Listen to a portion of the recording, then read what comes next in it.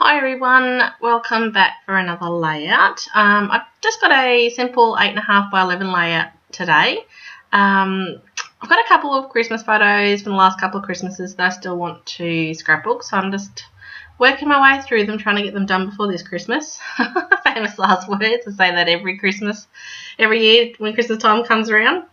So I've got this little photo of my son from a couple of years ago when he was dressed up as an elf, and I never got any really good photos of him because he didn't keep the costume on for long and he wouldn't stand still. So the photo's quite bad because it's got the light in the background, so he's quite dark, but I still want to get this photo scrapped because this is a cherished memory.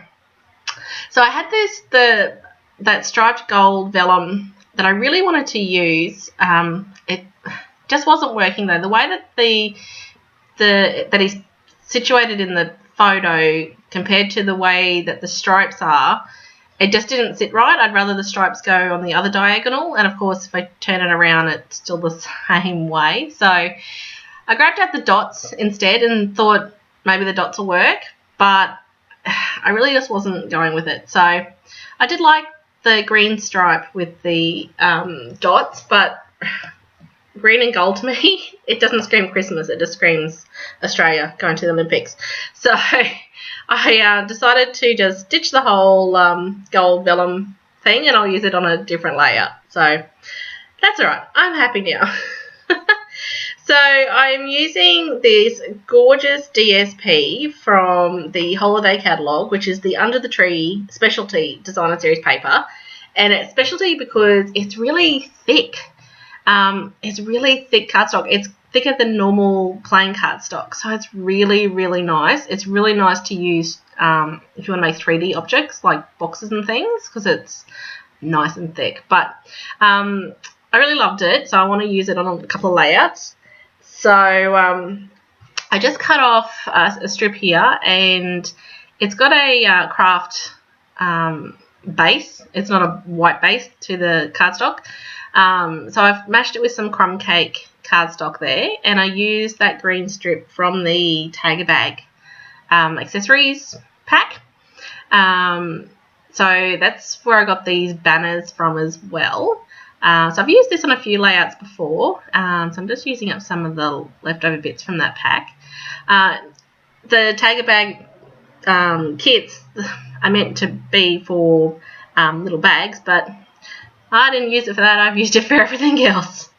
So now that I'm not using that gold vellum on that side there, I just wanted a little bit of texture over that side. So I grabbed out my decorative marks, the circles, and my Versamark pad, and I just sort of randomly chose a bunch of circles to ink up, knowing that I wanted my photo down on that bottom left. So I just sort of guessed where I wanted some of those things. So I just inked up with Versamark and added some clear embossing powder. And as you can see, I didn't use my embossing buddy when I used my Versamark. So I had to get my paintbrush out just to get rid of a little bit of the excess powder before I heat it up.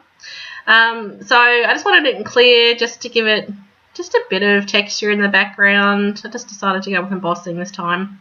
So I went away and heat embossed it there. And as you can see on the craft, it comes out really dark. So it's really, really nice. It gives you a nice, really different sort of texture. So yeah, I was happy with that. So I played around with those banners for a while and finally worked out they look better sitting sideways. So so I decided, what am I going to do with my embellishment focal points on this layout? And I decided I'm going to get out my Wondrous Wreath stamp set, and I just thought I'd stamp up a couple and play with it and see how it goes. So I stamped some up on craft, the crumb cake, because I just thought if I put it on white, it might stick out a bit too much because I've got no white base in all my papers. So in hindsight, it actually might have worked with white. But anyway, so I just did it on crumb cake. So I used Pear Pizzazz as my base, and then I used Old Olive as the next layer of leaves. So if you have this stamp set, don't forget that your little doohickey, and that's my technical term, you have your doohickey on all your stamps pointing in the same way, then everything will line up right. So I've got mine directly facing down the bottom, if you can see the little doohickey there. Makes life so much easier, especially when you go to cut them out with the framelits, because they've got doohickeys too. How many times can I say doohickey in this video? Okay, so then I used real red as my berries on my wreaths, and it came up quite nice on the crumb cake. I wondered about it before I stamped it, because I hadn't stamped like this on crumb cake before. But the different colours of the green, the different shades of the green and everything, it still came up really, really nice. So I was happy with that. Okay, so now I just cracked out my framelits. And I saw on the internet someone posted a great way of using these is to actually cut out the middle of the wreath from your cardstock before stamping first, and then stamp around it, because photopolymer you can see through it, you'll be able to see the centre, and then cut out through the larger edge of it last, which is a great idea. I still didn't use it when I did this. I wasn't thinking. I haven't had a problem placing that middle wreath without cutting off leaves or anything. I haven't really had much of a problem. So, but if you do, that's a good trick. Cut that out first. Okay, so back to my layout. So now I had these wreaths. I still didn't know if I was going to use them. I just wanted to have a bit of a play with it first, and I thought, it does look pretty good. I wasn't sure if maybe I'd cut them and make a garland going down my green stripe there, or have them sitting off the side of the layout or something. But I thought, no, I do want my 3 focal points around that photo. Because that photo is not a great photo, I really want the focus on the photo. So I just played around here. I just didn't know if I wanted that green tag or not, but I really do, because there's nice green in the background of the photo. Okay, so I worked out, yeah, I kind of like these wreaths just poking out from underneath the photo. So I thought I'll just put one there, and one up in the corner. I don't know, it just kind of looked right, so that's just what I went with. I didn't have to cut anything else. Oh, whilst I was looking for something else, I found this tiny little bit of burlap ribbon, that I had already pulled the ends off it for some other project that I did. And I just sort of cut a bit under there, and I thought that looks really nice. There's a bit of texture under that photo. So I just went with just a little bit down the side instead of matting my photo, and it looks really nice. Nice texture. In real life, when you see the page, it's really nice texture on it. So I was really happy with that. I decided that's exactly where I wanted my banners to go. I thought that looked great. I was happy with my photo with the wreaths. I sanded the edges of my photo, as I always do. That's just my little thing that I love doing. And just stuck that burlap ribbon on with some double-sided tape.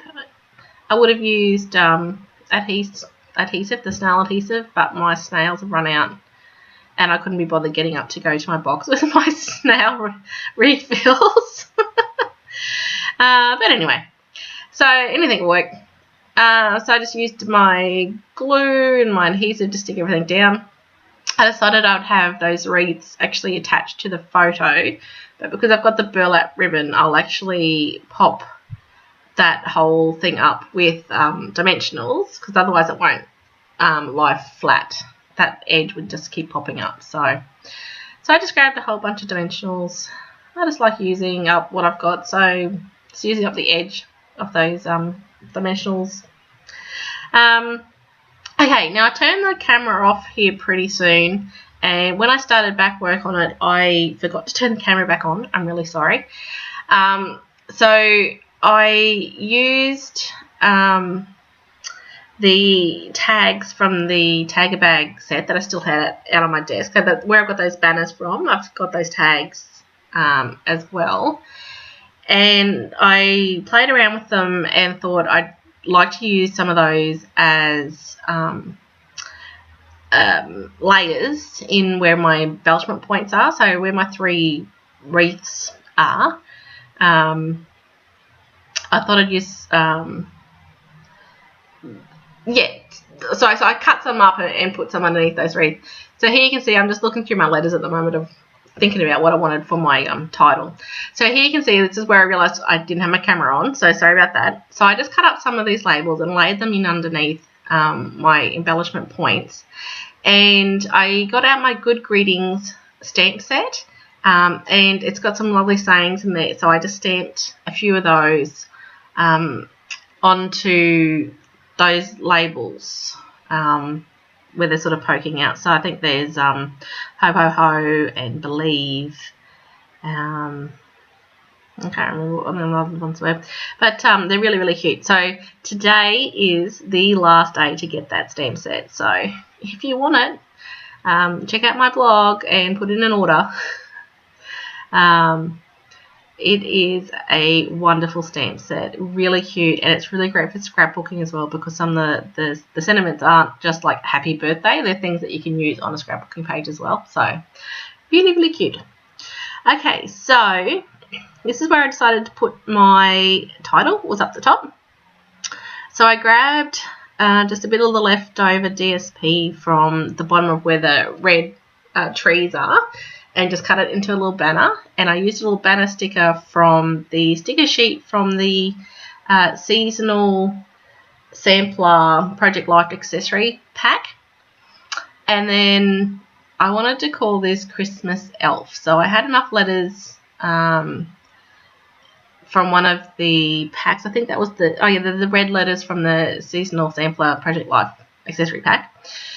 And to spell out the word elf, and then I decided to use, there's a Merry Christmas in that Good Greetings stamp set. So I just inked up the word Christmas and stamped it right above where I was going to put my little elf. So there's my title, it says Christmas Elf. So you can always use your stamps, if you've got some markers, you can always use your word stamps to just stamp up one word in the sentiment and not the whole thing, and you can use that on your scrapbooking in your Project Life.